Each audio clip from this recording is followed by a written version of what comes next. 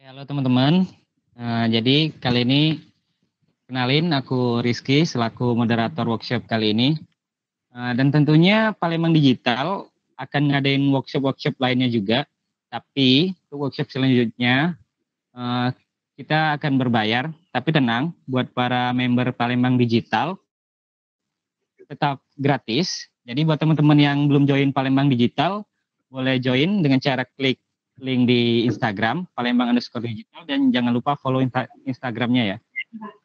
Oke, jadi workshop kali ini kita bakal bahas tentang machine learning model yang akan dijelaskan oleh Kak Arif Rahmansyah. Dia adalah IT Gojek Singapura sebagai machine learning engineer. Jadi kita bakal ditemenin Kak Arif selama 60 menit ke depan kurang lebih.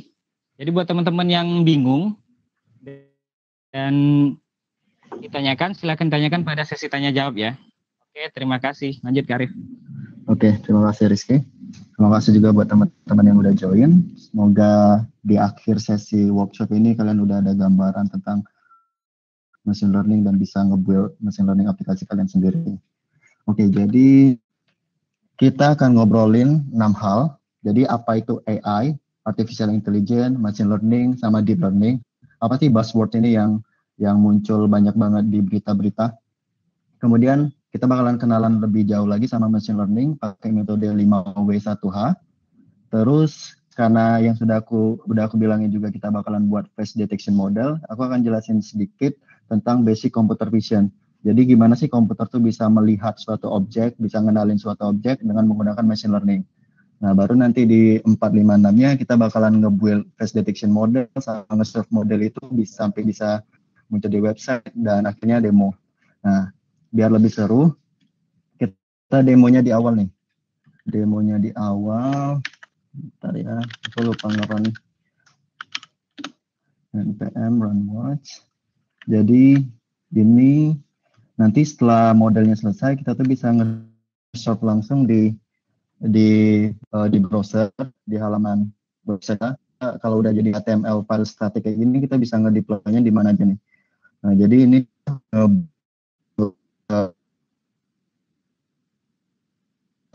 di aplikasi HTML web kita ini yang biasa, terus modelnya di load.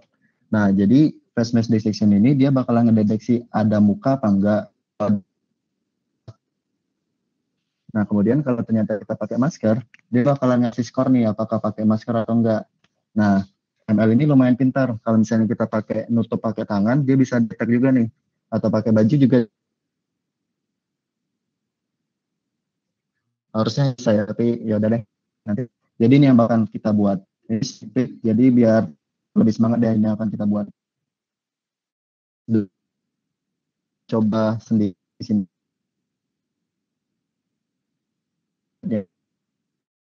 Bisa buka ini juga sambil kita dengerin workshopnya ya. Oke, lanjut.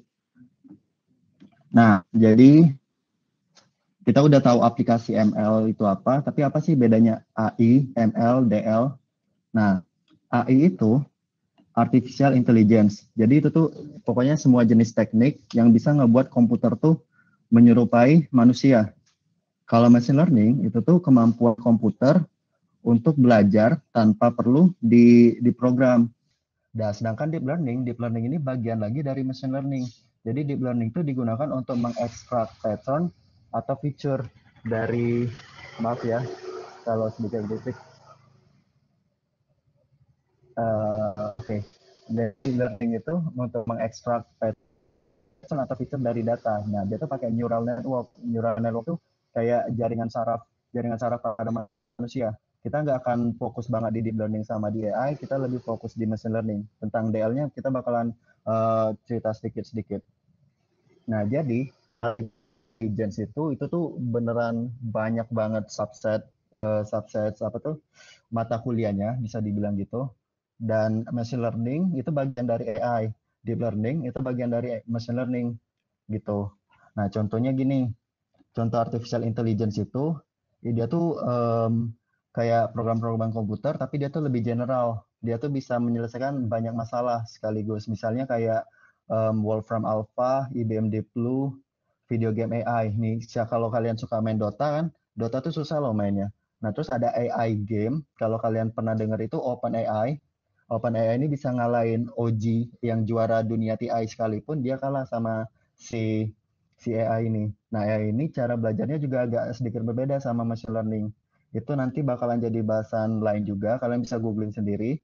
Kemudian yang kedua ini machine learning. Machine learning ini dia tuh biasanya belajar dari data. Contohnya kayak recommendation engine. Kalau kalian buka YouTube, biasanya next recommendation-nya apa nih? Misalnya kalian nonton KKI, besoknya nanti habis dari KKI nonton KKI. Kalau misalnya kalian nonton Tonight Show, Vincent Desta HTNZ, biasanya nanti bakalan yang tentang Vincent Desta HTNZ tuh. Oke. Nah, kemudian deep learning. Deep learning ini lebih fokus lagi dia sama masalahnya. Jadi dia tuh kayak ada spesifik task nih, misalnya Google Photos. Google Photos kalau kalian pakai aplikasi Google Photos di Android, dia tuh bisa langsung lihat ini wajah siapa, ini wajah kita, emak kita, ibu, ayah, gebetan kita. Terus juga AlphaGo. AlphaGo ini untuk main Go, gitu mirip Kacarur. Terus yang udah lumayan berumur, Facebook Foto. Jadi kan pas kalian upload foto di Facebook, dianya langsung bisa detect nih, oh ini wajah siapa, ini wajah siapa gitu. Oke, ini sejarah AI. Kita bakalan skip aja ya. Ini lumayan banyak soalnya. Jadi yang paling bagus, pengen lebih banyak lagi tentang nonton ini, kalian coba nonton Alan Turing film Imitation Game yang main Benedict Cumberbatch, Keira Knightley. Dua-duanya ganteng dan cantik dan ini lumayan bagus filmnya. Ini beneran komputer zaman pertama, bener-bener komputer generasi nol yang dia tuh untuk dipakai untuk mendeteksi kode untuk ngebreak untuk apa tuh untuk apa tuh what you call it mendeskripsi dekripsi kode-kode peraman. Oke. Nah, terus dia juga nge-propose Turing test. Turing test tuh kayak apa? Contohnya gini nih, ada satu operator. Nah, satu operator ini bakalan bug yang mana komputer, yang mana manusia.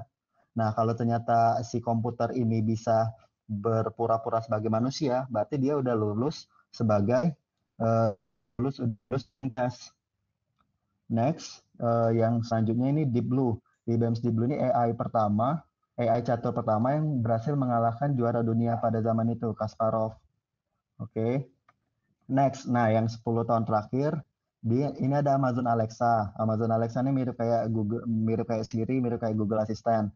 Kemudian ini Google DeepMind, ini mirip kayak IBM Deep Blue, tapi instead of main catur, dia main Go. Main Go ini lumayan seru sih. Kalau kalian bisa main Go juga, kabarin ya. Terus ada Apple introduce Siri. Ini udah tahun 2011. Siri itu kayak natural language processing. Dia tuh personal assistant. Kalau kita bisa ngomong ke Siri itu misalnya play lagu Sheila on Seven, Siri bakalan ngeplay lagunya kan. Nah, terus kalian coba nonton Wall-E deh. Wall-E ini juga salah satu film favorit aku. Nah, dan terakhir yang kita pasti tahu contoh AI yang dekat dengan kita zaman sekarang itu adalah Iron Man. Iron Man kan ada Jarvis kan, tapi Jarvis meninggal terus diganti dengan Friday. Nah, Jarvis itu adalah contoh AI. Oke, back ke machine learning. Sampai sini ada pertanyaan. Lagi materinya di-share? Iya, di-share. Oke, next. Nah, machine learning. Machine learning itu adalah salah satu subset dari AI yang memberi kemampuan pada komputer untuk bisa belajar dan improvisasi secara otomatis dari pengalaman sebelumnya. Nah, machine learning algoritma akan ngebuat model. Nah, model ini bukan model Taekwon, bukan model Praga Busana gitu ya, tapi model di sini kayak mathematical model. Mathematical model tuh kayak formula gitu, kayak X kuadrat tambah AX tambah B, ada X tambah C gitu. Nah, model itu dibuat berdasarkan sampel data atau istilah kerennya adalah data training. Nah, data training itu dipakai untuk ngebuat prediksi. Si model itu dipakai untuk ngebuat prediksi dan untuk mengambil keputusan tanpa harus diprogram secara eksplisit. Nanti aku kasih contohnya. Apa sih yang dimaksud dengan ngeprogram secara eksplisit dan apa beda machine learning sama traditional programming? Back lagi nih ke machine learning. Machine learning sendiri itu banyak nih area-areanya. Secara garis besar terbagi tiga. Dia itu ada unsupervised learning. Unsupervised ini artinya unsupervised ya. Dia nggak perlu dijagain deh. Dia bisa bisa ngelihat datanya sendiri, bisa belajar sendiri. Nah, kalau supervised learning ini harus dijagain. Maksudnya kita harus ngasih data ke dia. Jadi contoh supervised learning ini kayak klasifikasi. Ini classification yang kayak kita mau buat ini contohnya yang ada pakai masker atau enggak, kita harus kasih tahu machine learning kita, ini loh foto yang pakai masker dan ini foto yang nggak pakai masker. Nah, nanti dari sana si machine learning ini bakalan bisa ngeklasifikasi karena kita learning itu dinamain supervised learning. Nah, reinforcement learning ini dia tuh nggak ada dikasih data dan nggak ada dikasih data sama sekali, tapi dia belajar dari kesalahan-kesalahan sebelumnya. Contohnya game AI ya, AI yang kayak main Dota itu, dia tuh AI itu ngelawan AI sendiri. Terus nanti ya dari selesai belajar, selesai bertanding, dia bakalan ngambil dataset baru. Oke, next. Kenapa machine learning baru hype sekarang nih? Sebenarnya sejak kapan dan di mana aja sih machine learning itu? Oke, jadi machine learning itu udah ada dari lama banget. Kan udah dibilang kan si zaman Turing, Alan Turing itu udah dari zaman perang udah ngebuat AI Turing test. Nah, kemudian ada yang namanya stochastic gradient descent, terus ada perceptron, ada backpropagasi, ada convolutional neural network. Ini bisa jadi bahan 2 SKS kuliah. Maksudnya kita harus belajar 1 semester penuh untuk bisa paham luar dalam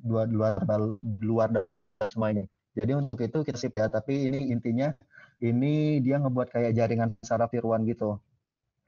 Nah, tapi ini paper tentang teori tentang perseptron, jaringan taraf tiruan udah ada sejak zaman jadul nih. Tapi kenapa baru sekarang nih? Kenapa baru sekarang lagi dia naik daun? Karena satu big data. Sekarang ini pertumbuhan data 5 tahun terakhir itu, 2 tahun terakhir itu sama kayak 10 tahun yang lama. Jadi itu benar-benar datanya meledak banget. Yang dari data video TikTok, Instagram itu beneran meledak. Sama Wikipedia juga sekarang udah semakin rame. Ada juga foto-foto kan yang dari e-commerce, ada dari Amazon dan lain-lain. Kemudian hardware, ini ada Murphy's Law yang dia tuh bilang semakin bertambahnya zaman, harga mesin tuh bakalan semakin murah. Dan juga karena semakin murah, produksi semakin naik kan. Jadi GPU ini biasa untuk nge-game, untuk render-render grafik, itu sekarang semakin murah juga dan itu semakin bagus untuk dipakai model training. Terus juga semakin banyak dan semakin paralel. Ini distributed computing juga membantu, which is itu di software improve techniques. Dan juga ada models-models ini, new models ini maksudnya dari research machine learning sama dari toolbox juga dia ngebuat TensorFlow salah satunya ini dibuat oleh si Google, terus PyTorch dibuat oleh si Facebook. Oke, Who. Nah, ini yang buat tertarik untuk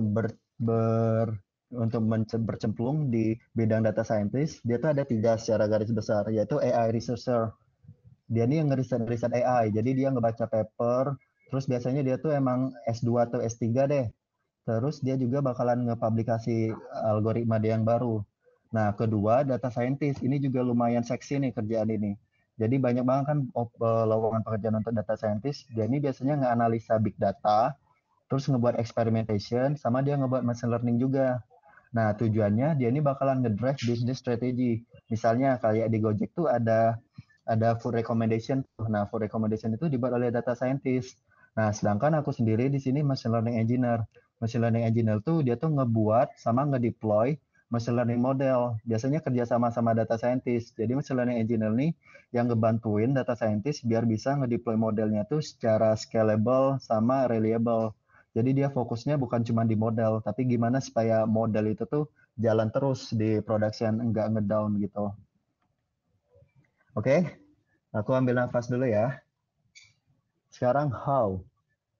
Gimana sih bedanya machine learning sama traditional programming? Jadi traditional programming tuh biasanya kita ada rule sama data. Jadi ini inputnya nih. Inputnya ada data, misalnya X sama A, B, C. Kemudian rules. Jadi rulesnya nih kalau A apa, hasilnya apa. Ini answers-nya gini.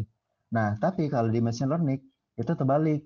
Kita ada data, tapi answers-nya itu juga jadi input. Answers ini ialah yang bakalan jadi machine learning model. Answers ini jawaban kayak labelnya. Eh, misalnya kita ada data yang apa tuh? Ada data foto nih. Kan kita tahu tuh foto ini nih pakai masker atau enggak. Nah, itu adalah data, tapi label apakah ini pakai masker atau enggak itu adalah answers-nya. Oke, nanti bakalan aku kasih lihat contoh sederhananya. Kemudian machine learning menghasilkan rules. Rules inilah yang bakalan menjadi machine learning model. Machine learning model ini digunakan untuk memprediksi new data. Jadi kalau ada new data yang masuk, dia bakal ngeprediksi apa sih answer selanjutnya. Oke. Next, ini nih. Example, simple predictions. Misalnya kita ada data X. Ini data nih X. X-nya dari min 1, 0, 1, 2, 3, 4 nih. Kemudian ada rules. Rules ini anggap aja kayak rumus matematika atau formula atau functions. Kalau kalian terbiasa ngoding kan ada function tuh. Anggap aja function Y. Function Y ini bakalan um, mengkalikan X dengan angka 2 terus dikurangin 1. Jadi 2 kali min 1 dikurang 1, 2 kali 0 dikurang 1, 2 kali 1 kurang 1. Nah, answers-nya ya ini. Jadi kalau X-nya min 1, Y-nya bakalan min 3. Kalau X-nya 0, 2 kali 0, 0 kurang 1, min 1. Kalau X-nya 1, 2 kali 1 kan 2, 2 kurang 1, 1. Oke? Ini kalau traditional programming. Nah, kalau machine learning, itu kita balik. Kita udah tahu X-nya ini sama Y-nya ini nih. Nah, kira-kira rumus matematikanya apa sih? Kira-kira matematikal modelnya tuh apa sih? Ini yang ditanya. Ini yang bakalan dicari oleh machine learning, itu yang bakalan dipelajarin oleh si machine learning. Data-data ini nih, yang akan kita masukin ke machine learning, dia bakalan ngefitin semua data, nanti bakalan keluar mathematical model, which is itulah rules atau machine learning model. Oke? Dan itu bakalan bisa ngeprediksi, misalnya ada 5 nih. Nah, machine learning model kita tuh bakalan tahu jawaban dari ini apa. Oke? Caranya gimana? Ini nih. Ini ini kita pakai Python sama kita pakai library keras ya. Jadi keras ini di sini kita nge-define modelnya. Kita pakai model sederhana which is sequential. Keras tuh apa? Sorry, aku balik lagi. Keras tuh apa? Keras tuh adalah API untuk ngoding machine learning. Nah, API ini dia tuh udah nyiapin library-library yang bisa kita pakai. Misalnya mau pakai model apa? Ini kita pakai model sequential nih. Terus misalnya mau pakai model yang kayak CNN yang aku bilang, terus ada model back propagation dan model lain-lain. Itu bisa kalian cek lagi nanti. Nah, model ini dia ngebuat model tapi cuman ada satu layer, which is ini nih, keras layers dense. Nah, layer ini which is adalah neuron layer, yaitu jaringan jaringan si saraf. Jadi si model ini ada saraf yang ngebuat berupa dense yang nerima satu input. Karena kita mau inputnya satu kan, apakah X-nya itu 0 atau 1 atau 2 itu inputnya. Dan kita nge-specify kita cuman ada satu saraf nih, satu unitnya satu saraf doang. Nah, setelah itu kita bakalan nge-build model. Kita nge-build model itu dengan pakai optimizer sama loss. Nah, ini harus dicatat ya. Optimizer sama loss inilah kunci dari machine learning. Jadi, apa sih optimizer sama loss? Jadi, dua ini adalah functions yang dipakai untuk nge-build si model itu. Jadi, si machine learning model ini, pas setiap kali dia belajar, dia kan ngeprediksi rumus nih. Misalnya pas di awal dia belajar, dia tuh ngeprediksi, kayaknya rumusnya nih Y sama dengan X kuadrat. Nah, hasil dari X kuadrat itu dilihat nih bobotnya. Berapa jauh sih dia salahnya. Nah, dia ngelihat berapa jauh salahnya, dia pakai loss functions. Di sini kita pakai loss function mean square error. Rata-rata error dikuadratin. Nah, setelah itu kalau ternyata hasilnya jelek atau terlalu jauh dari target kita which is Y yang ini, dia bakalan nge-optimize pakai SGD. SGD ini tadi aku lupa kepanjangannya yang tadi ada di awal tadi. Nah, ini optimizer ini function yang ngebuat si model belajar lagi.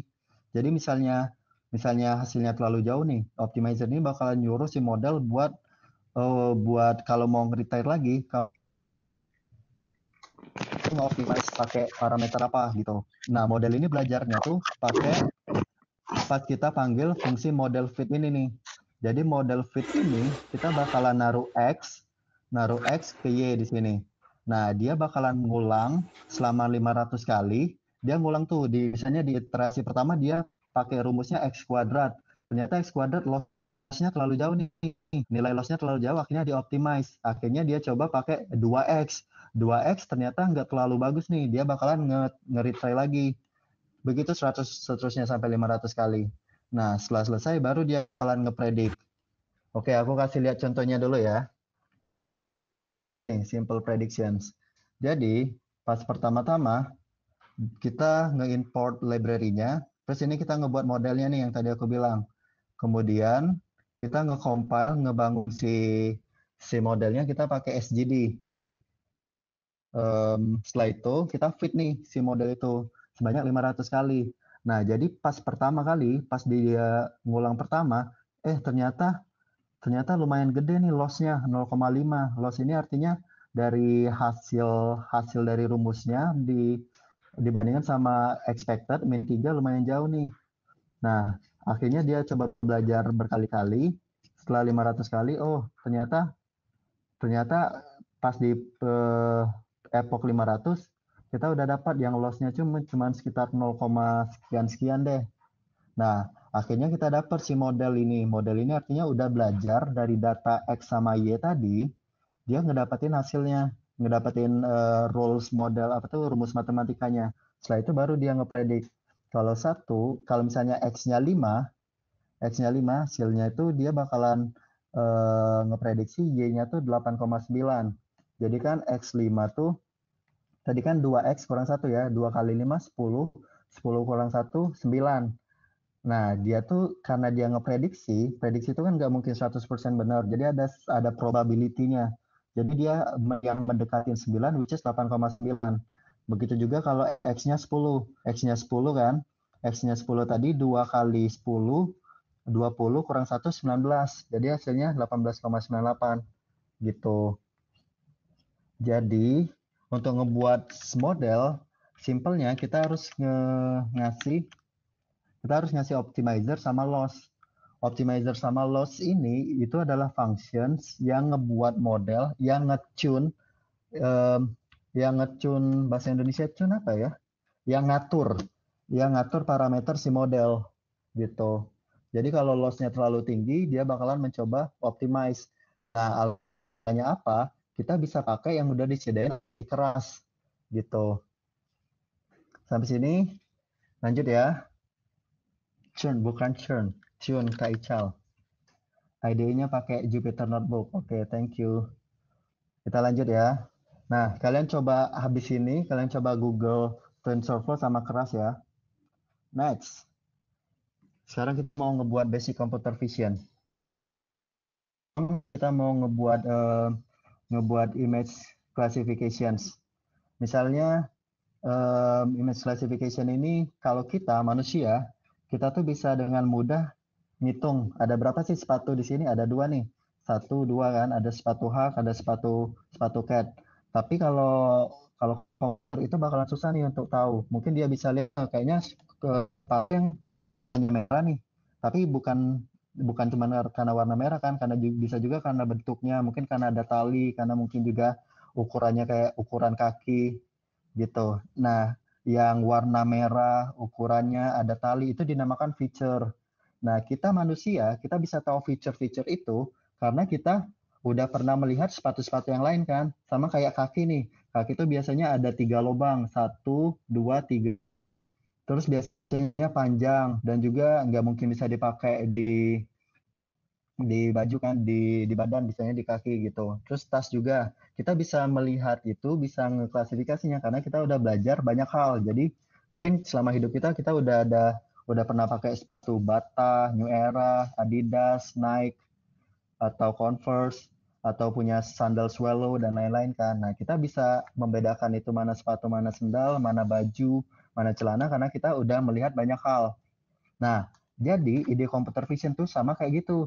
Gimana kalau komputer tuh kita kasih lihat, oh ini loh gambar-gambar sepatu, ini loh gambar lain, dengan pendekatan kayak gini, si komputer bakalan bisa eh, berharap komputer bisa membedakan mana yang satu. Nah, karena kita mau ngebuat machine learning yang bisa kayak gitu, kita mau nyiapin datanya dulu nih. Untuk datanya kita pakai Fashion MNIST. MNIST ini kepanjangannya lupa nih, kayak kalau nggak salah ini Institute Science Teknologi apa gitu. Dia udah ngebuatin banyak data-data baju-baju. Ini dia diambil dari Zalando. Zalando ini salah satu e-commerce. Totalnya ada 70.000 data, 70.000 gambar dibagi. Sorry, ada 60.000 untuk data training, ada 10.000 data untuk testing. Bedanya apa sih? Apa sih beda training sama data testing? Data training ini adalah data yang dipakai untuk si komputer belajar. Nah, sedangkan data testing ini data yang machine learning model tuh nggak pernah kenal. Jadi ini nih data-data baru yang kita mau minta si machine learning model untuk mengenalin. Itu data testing itu untuk evaluasi. Kemudian setiap gambar ini 28 pixel dan udah dibuat grayscale. Terus setiap gambar tuh udah ada labelnya, apakah itu sepatu, baju dan lain-lain. Total ada 10 kelas ya, 10 kelas label. Nah, ini contoh image classifications yang aku bilang pas di awal ya. Oke, kita ke sini. Basic CV. Kita pertama-tama import TensorFlow. Jadi ini codingannya ya. Kita pakai Python, terus IDE-nya Jupyter Notebook. Jadi Jupyter Notebook ini kita bisa nge-run codingan Python baris per baris. Nah, kita udah import TensorFlow, kemudian kita nge-download datasetnya. Terus kita load datanya. Load data ini dia otomatis nge-split untuk data training sama data testing. Nah, sekarang kita coba ngeliat nih satu contoh gambarnya. Misalnya data training yang pertama. Training yang pertama, ini gambarnya kayak gini nih. Ini kan aku bilang tadi kan grayscale dan juga ini representasi. Ini labelsnya itu dia label 9, berarti dia kelas 9. Biar aku buka dulu ya. Biar kelihatan labelnya. Nah, kalau labelnya 9, berarti dia tuh ankle boot. Udah bener kan berarti data trainingnya. Nah, ini kita coba print training ini pakai representatif angka-angka, which is ini cara komputer mengenalin gambar. Ini, oops, sorry ya, agak berisik. Jadi si komputer tuh taunya di sepatu tuh dia ngelihat setiap pixel tuh angkanya berapa. Kemudian karena si apa tuh si model tuh cuma bisa detek angka 0 antara angka 0 sampai 1, kita nggak normalize setiap pixel tuh. Nah, di Python kita bisa langsung dibagi 255. Ini otomatis ngebuatnya jadi 255. Nah, setelah itu kita ngebuat model. Modelnya ini kita pakai sequential model lagi nih. Sequential model ini berarti dia tuh bakalan ngejalanin satu persatu layernya. Nah, layernya ini pertama si flatten. Flatten ini kan si apa tuh array 2 dimensi kan. Nah, kita nge-flatten ini bakalan ngebuat dia jadi 1 dimensi. Jadi langsung jebret 24 kali 4. 28 kali 8 jadi 1 dimensi. Kemudian ini dense layer. Dense layer ini dia tuh apa tuh ada activation functionnya ReLU. ReLU ini rectified linear unit. Berarti kalau x-nya lebih besar dari 0, berarti kita return nilai x itu kalau kalau misalnya 0 ya udah kurangin 0. Apa sih ini? Ini kalau aku jelasin satu persatu bakalan susah banget jelasinnya. Jadi kita jelasin pakai ini aja nih. Nah, ini salah satu bentuk, ini cara memvisualisasikan layer dari machine learning. Jadi, ini F0 sampai F127, ini nih layer pertama tadi nih, si dense layer ini, itu ada 128 neuron. Ini adalah neuronnya tadi. Jadi, neuron itu, dia tuh menerima input dari semua array yang kita tadi, which is tiap representasi pixel dari gambar kita. Nah, itu masuk ke sini, dia masuk ke neuron ini, kemudian kita pakai activation function. Nah, activation function ini bakalan nge-return nilai berdasarkan activation function yang udah kita buat. Nah, kalau relu ini dia jika x lebih besar dari 0 dia balikin x kan. Terus kemudian sebenarnya ini ada satu lagi layer nih, tapi di hide aja. Satu lagi layer itu softmax. Softmax ini nih bakalan ngambil nilai yang paling gede. Nilai yang paling gede itu bakalan dijadiin 1, sedangkan yang lainnya bakalan 0. Misalnya ini nih, misalnya ini 001, misalnya ada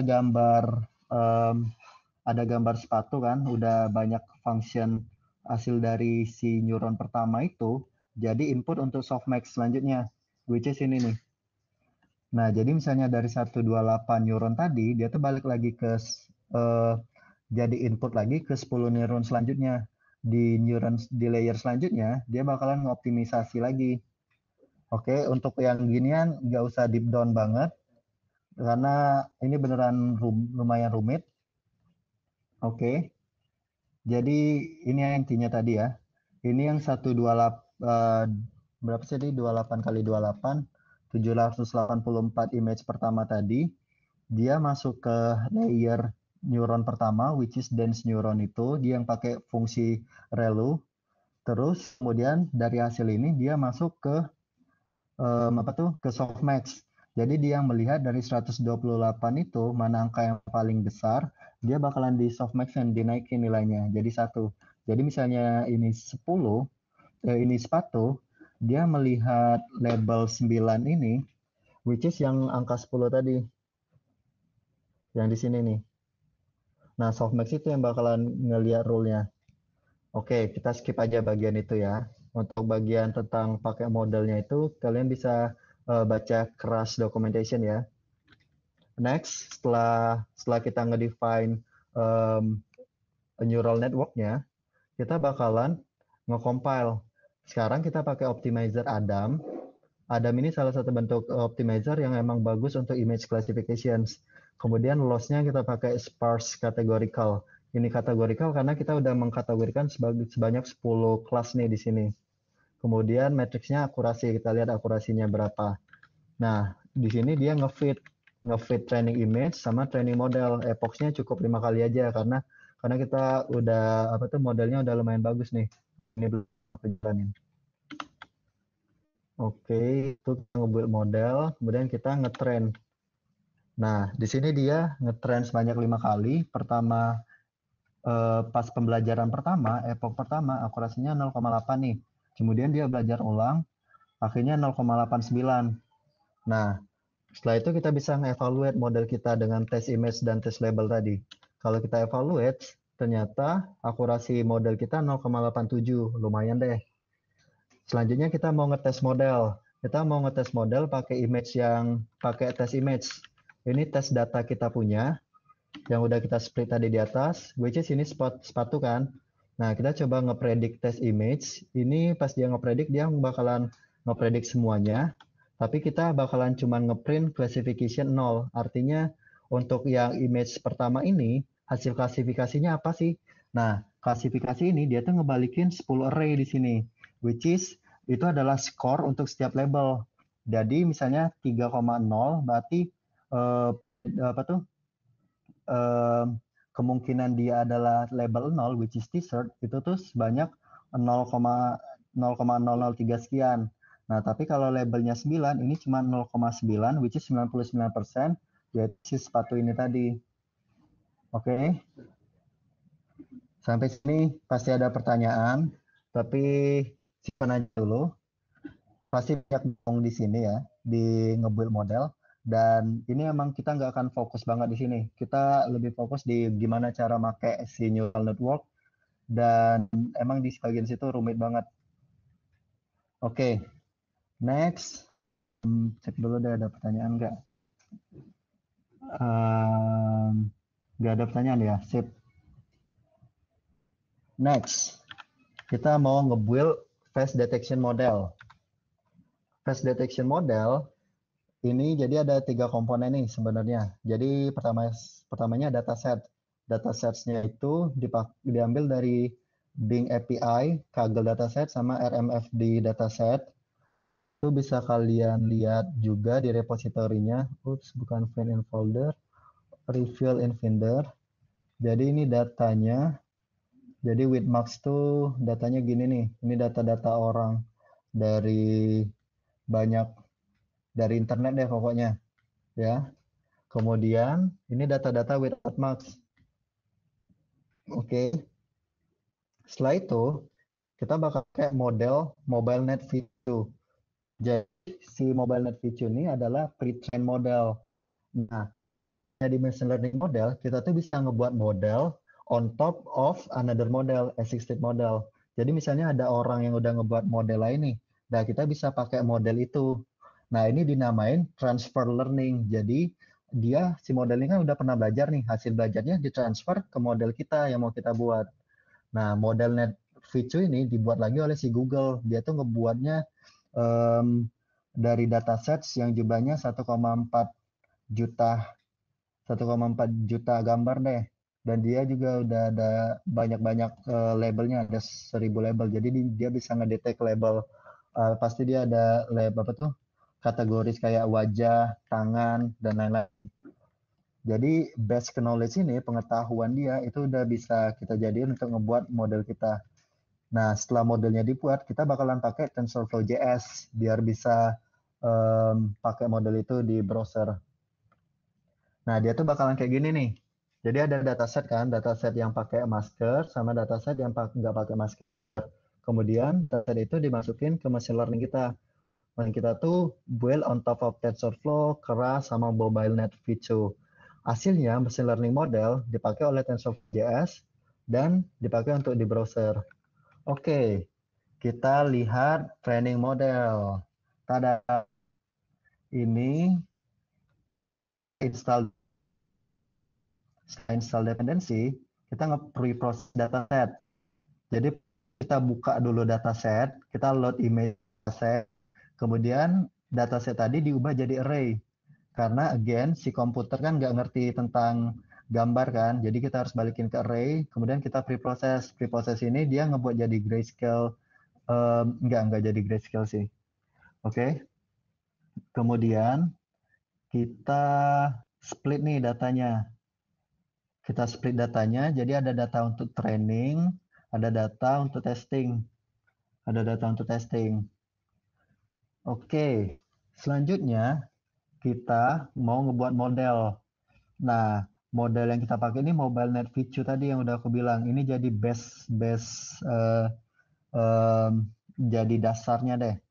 Jadi MobileNet V2, kita pakai MobileNet V2, kita kasih tahu inputnya itu 224 karena datasetnya itu ukurannya 224 biar nggak terlalu gede dan juga jadi itu itu udah ditentuin oleh si MobileNet-nya sih dia pakai 224 karena si model ini dia nerima input si layernya tadi neural networknya tuh 224. Nah, kemudian di sini kita define ulang lagi nih. Kita tambahin lagi model kita. Ini yang jadi for learning tadi. Jadi base model tadi, output dari base model itu jadiin head model. Kemudian kita tambahin lagi nih. Ada average pooling. Ini aku lupa. Pokoknya dia ngepool si mod biar biar apa tuh model ini ngeproses jadi 2D lagi. Kemudian ngeflatten dan lain-lain deh. Kemudian kita buat si model ini, kita balik lagi, kita inputnya pakai pakai si model tadi, sama outputnya pakai head model, dan kita make sure dianya bisa trainable. Nah, di sini baru kita apa tuh nge-compile kita ngebuat si modelnya. Jadi modelnya ini dia pakai function loss-nya ini binary cross entropy. Ini skip lagi juga.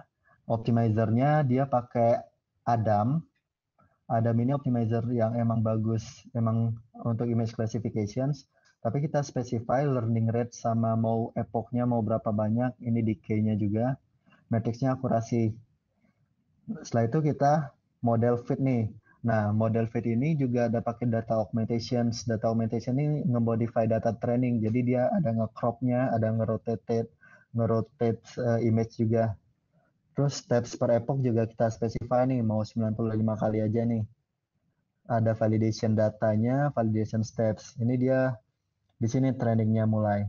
Nah, di sini aku nge-trainingnya 20 kali. Pas training akurasinya 0,8. Akhirnya dia belajar dan pas kalau kalian perhatiin ya, nah optimizer Adam itu dia tuh langsung langsung lumayan gede nih improvisasinya nih, naik 12%. Dan akhirnya dia 0,99 akurasi. Selain kita ada ngepredik sedikit nih, pakai model dot predict, kita masukin data kemudian ini nih precisionnya. Without marks-nya tuh lumayan gede di precision-nya. Akurasinya 0,99. Itu selesai, kita bakalan nge-export si model. Jadi pakai TF-JS converter, si model tadi kita buat jadi file JSON. Jadi output dari data training kita, pertama ada H5. H5 ini adalah model yang untuk kalau di Python ya. Kalau untuk JavaScript, untuk TensorFlow.js, dia tuh JSON. Oke, setelah ini selesai, baru kita nge-serve model. Nah, nge-serve modelnya tuh sesimpel ini sih, nggak sesimpel ini sebenarnya. Jadi kita nge-load modelnya, kita specify model misalnya. Setelah modelnya ke-load, which is si max detection model, kita panggil, kemudian masukin face-nya apa. Jadi contoh codingnya tuh kayak gini nih. Di sini kita nge-load si model. Sini kan kita load nih modelnya, posisi si file modelnya ada di model.json. Setelah itu, pas di sini baru kita buat prediksi di sini nih, prediksi. Kita ngeprediksi face. Nah, face ini yang hasil dari webcam tadi ya, yang kita buat si image ini yang dari webcam nih. TF browser from pixel, which is video webcam, gitu. Ini sedikit pre-processingnya juga. Kita buat make sure ukuran size-nya 224 juga. Oke, setelah itu bentuknya yang kayak kalian lihat tadi, localhost ini. Jadi pas di awal dia nge-load model yang udah kita buat tadi, dan dia akhirnya bisa ngeprediksi with marks atau without marks. Oke, 7.50, sisa 10 menit. Tanya jawab, silakan. Waduh, banyak sekali pertanyaannya. Tanya jawab ya. Mulai dari mana? Oke, buat teman-teman yang ingin bertanya boleh di chat di kolom chat Amazon ya. Kita ambil 3 pertanyaan dulu ya Kak Arif. Iya, satu materinya di share enggak? Udah dijawab. Oke, sisa 2. Di Netflix ada juga the 100. Oh, beda keran TensorFlow itu apa? Jadi TensorFlow itu kayak library, dia tuh set of library. Tapi bukan library lagi sih TensorFlow sekarang, dia tuh udah jadi kayak framework. Jadi dia sudah end to end. Dia bisa untuk juga sekalian. Nah, keras itu lebih jadi jadi keras tuh jalan di on top of TensorFlow. TensorFlow tuh lebih kayak library untuk machine learning secara umum. Nah, keras itu udah nyiapin model-modelnya gitu dan neural networknya juga. Keras tuh lebih fokus di deep learning juga. Idenya pakai Jupyter Notebooks, Tune ngatur. Kayaknya di masa depan jangan katik lagi jasa buat skripsi. Mau nanya, tuh ngubah gambar full jadi grayscale baru dilakukan modeling. Yap, benar sekali. Karena si komputer tuh kan kita ngelihat gambar tuh kan ada warna-warnanya, tapi si komputer tuh taunya tuh angka 0 atau 1 doang karena itu ada yang namanya pre-processing. Jadi pas di processing awal tuh kita ngubah jadi grayscale. Nah, di computer vision, kalau sebenarnya di dalam mobile net VCU, dia tuh ada banyak layer-layernya.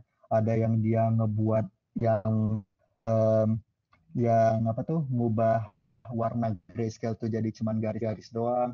Terus ada depth-nya gitu kayak misalnya mana yang wajah dan lain-lain, terus mana yang background, mana yang foreground. Nah, itu ada di layer-layernya gitu. Untuk cara deploy model ke app mobile gimana? Nah, oke, itu next question. Jadi TensorFlow itu selain TensorFlow JS, dia ada TensorFlow Lite. Itu cara kerjanya sampai setelah kamu nge-export model kamu, kamu bisa pakaiin di sini. Nanti kamu ini lagi ya. Apakah penting melakukan remodeling foto jadi grayscale dan ukuran 28 kali 28 pixel? Jika penting, apakah terdapat referensi yang mudah dipahami untuk melakukan remodeling data tersebut? Oke. Penting apa enggaknya tergantung model kamu. Jadi kenapa grayscale-nya berukuran 28 kali 28 pixel? Karena memang modelnya itu menerima input yang 28 kali 28. Jadi kalau kamu lihat di sini tadi, kita nge-specifyin di ini, mana sih? Bukan yang ini, basic CV. Nge-specify 128, kita nge-flatten. Kok skip ya? Oh enggak, ding. Enggak, salah, sorry, salah. Ini bukan units ya. Eh, itu tergantung modelnya sih, mau berapa banyak neuronnya. Jadi neuronnya itu juga bisa spesifikasiin mau nerima berapa input gitu. Jika penting, apakah terdapat referensi? Nah, ini balik lagi ke AI researcher tadi ya. Itu ada juga referensinya dan juga harus banyak trial and error. Jadi learning rate itu walaupun kita bilang nggak eksplisit nge-program machine learning, tapi kita harus ngasih tahu learning rate sama parameternya gitu. Dan di situ ada yang namanya hyperparameter tuning. Jadi dia bisa tahu learning rate-nya berapa, terus bisa juga ngedeskripsiin inputnya mau berapa. Nah, semakin gede gambar, itu bakalan semakin lama ngeprosesnya. Next questions. Itu modelnya sebelumnya udah di training buat detect ada wajah atau enggak. Atau dari data training tadi dia langsung bisa tahu di mana wajah. Oke, ini jawabannya tadi karena kita pakai mobile net VCU. Jadi mobile net VCU sendiri itu udah di training. Jadi kita pakai transfer learning. Nah, jadi mobile net VCU dia udah nge-training data gambar secara general, tapi setelah itu kita buat model lagi on top of that mobile net VCU, tapi khusus nge-train pakai pakai yang wajah apa yang pakai uang gitu. Next, kan tadi kakak bilang ada dua flow dan software dan PyTorch. Nah, untuk kami yang baru mau belajar tentang machine learning, menurut kakak lebih belajar ML pakai framework yang mana? Pakai TensorFlow aja. Karena TensorFlow ini hasil akhirnya tuh langsung bisa kelihatan juga. Lebih enak main-mainnya juga. Ekosistemnya juga lebih matang. Dan dan juga apa tuh contoh-contohnya lebih banyak gitu. Karena ngedeploy-nya tuh langsung bisa di API Android atau langsung di browser. Kalau PyTorch juga sebenarnya aku juga kurang tahu sih. PyTorch aku lebih sering pakai pakai si TensorFlow. Udah ternyata ada JS-nya. Kalau nih untuk bisa jadi mesin learning ini dari pemula gimana ya? Oke, dari pemula. Pertama, software engineering, kemudian juga baca-baca tentang data science juga. Aku rekomendasiin kalian belajar machine learning crash course yang ini nih. Oops. Nah, ini dia lebih fokus di machine learning. Nah, tapi aku rekomendasiin belajar juga software in general. At least kalian bisa ngebuat web application deh, pakai Python gitu atau pakai Node.js. Oke. Ada lagi pertanyaan?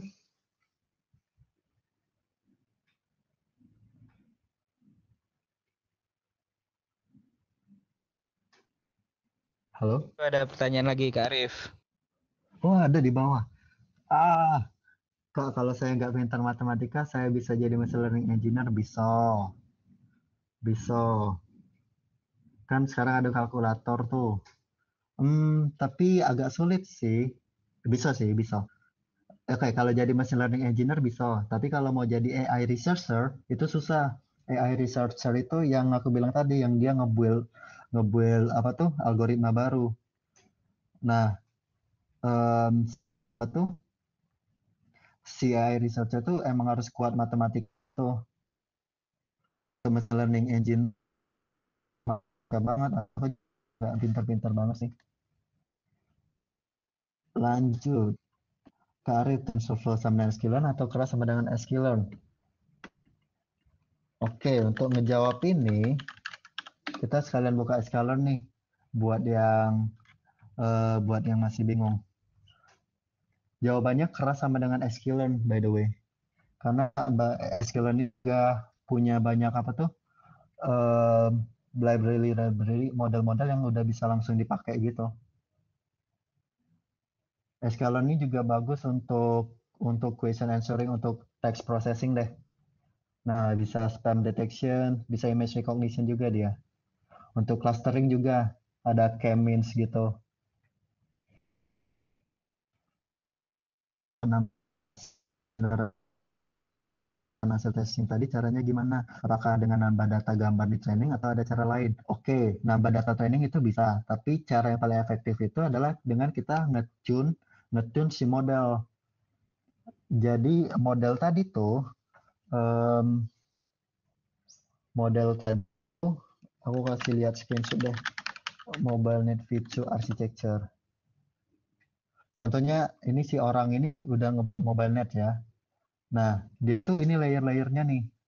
Dia ada convolutional network, terus ada device. Ini aku juga nggak tahu apaan. Nah, di sini kita main di sini nih. Jadi dia main di networknya gitu. Contoh network tuh kayak gini juga nih. Nah, mungkin jadi yang bisa kalian lakukan, kalian atur networknya ini, nambah network lagi, terus juga atur weights atau bobot siap neural network tadi. Gitu. Ini beneran bahasan ini juga susah dan itu bukan di area aku. Jadi mohon maaf ya nggak bisa bantu banyak. Kak, kalau jadi machine learning engineer perlu jadi software engineer? Em, nggak perlu, perlu. Machine learning, well perlu sih. Jadi software engineer tuh, ini dia fan-nya ya, software engineer-nya tuh lebih besar. Kemudian machine learning engineer tuh subset dari si software engineering itu. Bedanya apa? Kalau software engineer tuh lebih ke aplikasi-aplikasi yang general yang kayak contohnya kayak Gojek, kayak Tokopedia nih. Tokopedia aja deh, e-commerce biasa. Kita nge-deploy website biasa. Terus kalau machine learning ini kita ada tambahan lagi, yaitu si machine learning model ini harus diurus juga. Kalau software engineering biasanya kita tuh cuma berurusan sama kode, terus sama image-nya, terus sama configurations. Nah, kalau machine learning engineer kita tambahin satu lagi nih yang harus diuruk, yaitu si model itu. Nah, model ini juga harus diperbaruin kan. Ada data pipeline juga, ada data trainingnya juga. Nah, itu harus diurus juga. Kalau mau belajar sebuah model ML, tapi nggak terlalu tergantung dengan library yang disediakan. Ada. Kalian baca papernya. Ini ya, nih. Nih ya, untuk si siapa nih, Rizky Hairi. Aku bisa reply nggak? Code message.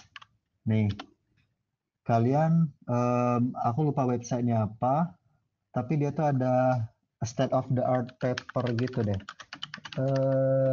Paper salah satunya. Ada juga yang kayak learning papers with code. Nah, ini dia.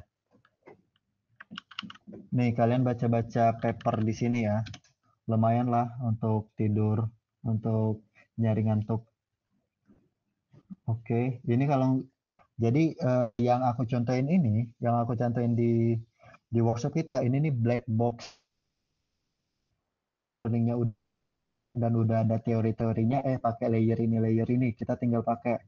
Nah, kalau kalian lebih tertarik ngebuat model, terus nge-improve model lagi, nah kalian harus belajar lebih banyak lagi tentang si neural network, deep learning, machine learning, dan lain-lain.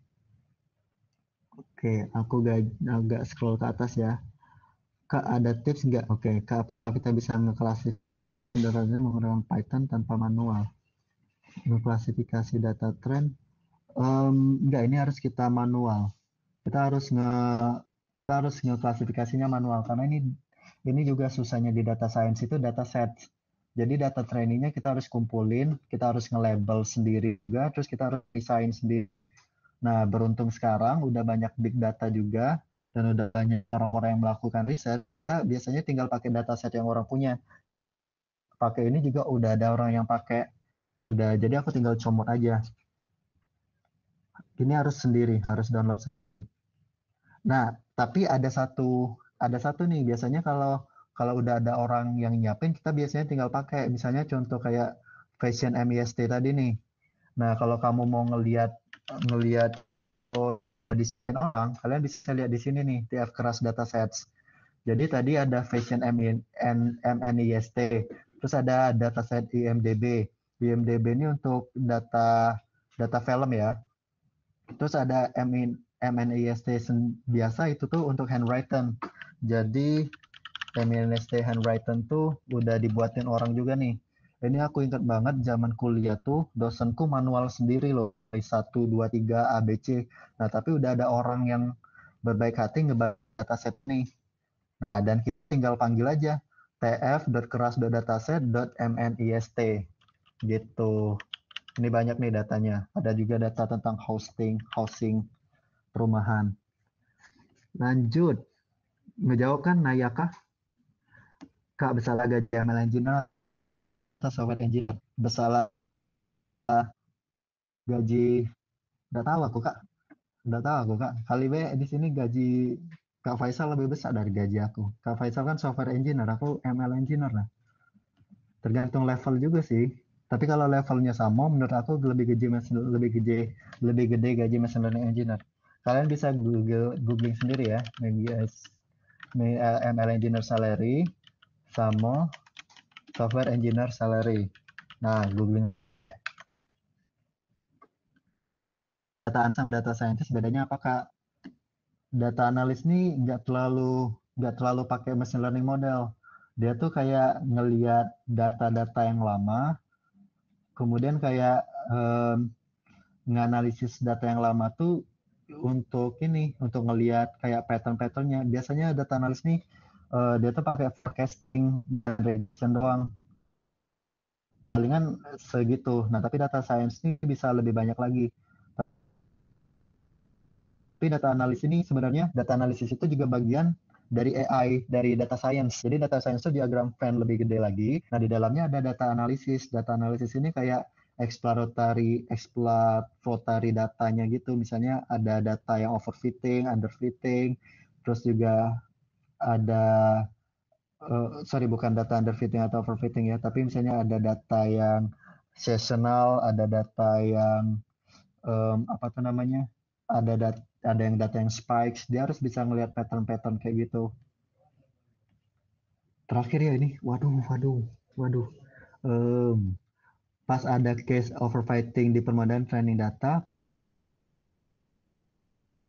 caranya bagaimana prevent dari overfitting tersebut. Nah, ini ada pas di data training.